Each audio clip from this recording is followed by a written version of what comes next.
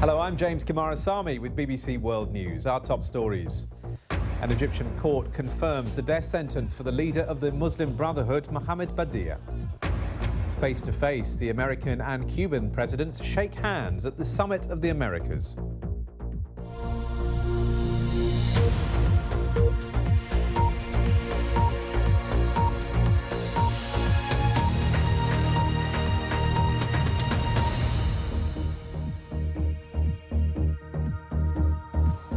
A court in Egypt has confirmed that the leader of the Muslim Brotherhood, Mohammed Badia, will face a death sentence for planning attacks against the state.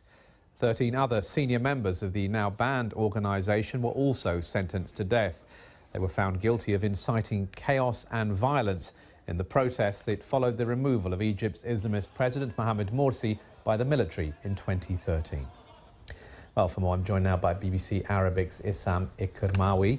Issam, the death sentence confirmed, but does that necessarily mean it will be carried out? Not necessarily. Also, this sentence is subject to appeal, so therefore it's not final. We're likely to see many more twists and turns in the coming weeks and months.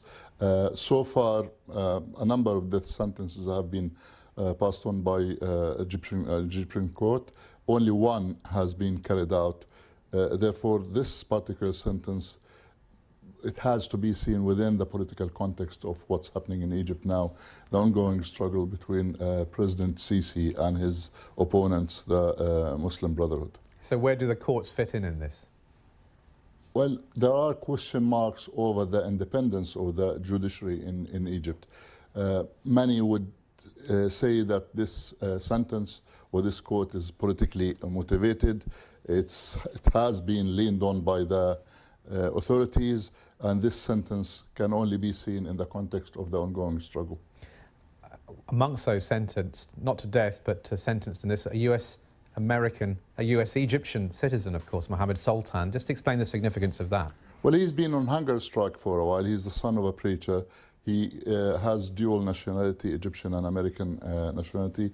We've seen incidents or cases in the past with people with dual nationality, that Al Jazeera journalists in particular, who've been sentenced to prison terms. Eventually they were released following some kind of deal which was cut between the Egyptian authorities and other governments like Australia and the United States. So I wouldn't be surprised if the same outcome would apply to this Egyptian-American citizen. Issam Ikrmawi from BBC Arabic.